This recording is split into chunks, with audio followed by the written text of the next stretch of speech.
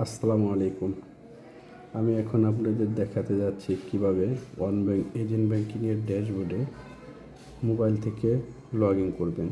Log in করার জন্য মোবাইলে যে কোনো একটা ব্রাউজার আপনি বেছে নিতে পারেন। আমি মোবাইলে যেটা ডিফল্ট ব্রাউজার আছে সেটি দিয়ে লগ ইন করবো। তা আমি ব্রাউজারের মধ্যে লগ ইন করছি।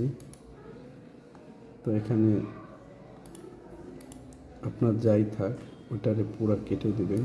কেটে দিয়ে আমরা ব্রাউজারের যে লিঙ্কটা ব্রাউজ করে লগ ইন করি সেই লিঙ্কটা এখানে টাইপ করে দিবেন। আমি দিয়ে দিচ্ছি। এই যে আমি আগে টাইপ করছি একবার, যার কারণে এখানে পুরা লেখাটা চলে আসছে। আপনার আসবে না, আপনি পুরাটাই লিখে দেবেন। এই পুরাটাই লিখে দেবেন, মাঝে কোনো স্পেস দেওয়া যাবে না। এখানে ডট হবে, এখানে ডট হবে, এখানে ডট হবে, তো স্পেস ছাড়া। এভাবে লেখার পরে আপনি এখান থেকে এই ইন্টার বাটনটি প্রেস করে দেন। প্রেস করার সাথে এই লগ ইন পেজটা চলে আসলো।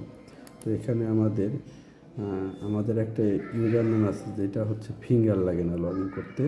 আমরা শুধু লগ ইন করে ড্যাশবোর্ডের ব্যালেন্সটা দেখতে পারি আর গ্রাহকের অ্যাকাউন্টের তথ্যগুলো দেখতে পারি। তো ওই ইউজার নেমটা এখানে ব্যবহার করো, কারণ এখানে তো আমার ফিঙ্গার সেট করা নাই, যার কারণে আমি ফিঙ্গার দিয়ে লগ ইন করার যে ইউজার নেমটা ওইটা দিলে এখানে ফিঙ্গার দিতে পারবো না। তো আমি আমার ইউজার নেমটা দিয়ে দিচ্ছি।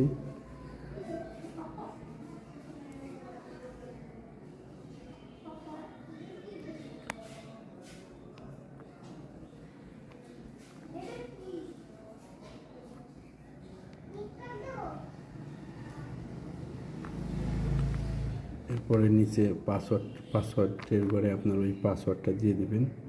আমি আমার পাসওয়ার্ডটা দিয়ে দিচ্ছি।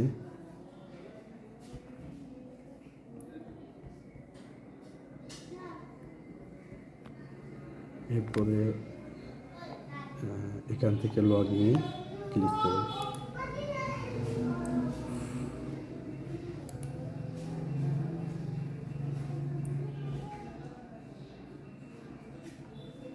তো আমার এখানে ইউজার নেম ভুল আছে, SADI।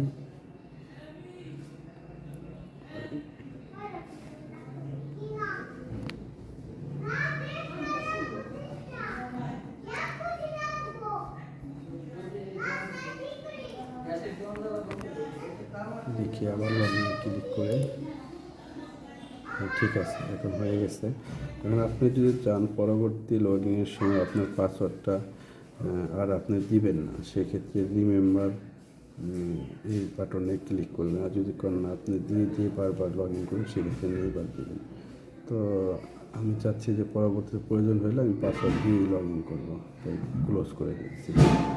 আচ্ছা, এখানে ড্যাশবোর্ড থেকে আপনার ব্যালেন্সটা জানতে পারবেন আর এখান থেকে গ্রাহকের তথ্যগুলো জানতে পারবেন। এই আমার ব্যালেন্সটা আছে কত সেটা দেখাচ্ছে, টোটাল অ্যাকাউন্ট কত, এগুলো আমি এখান থেকে দেখতে পাচ্ছি।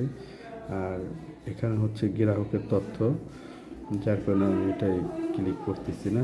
আপনারা ক্লিক করে দেখে নিন, কারণ এখানে গ্রাহকের তথ্যের একটা নিরাপত্তার প্রয়োজনীয়তা আছে।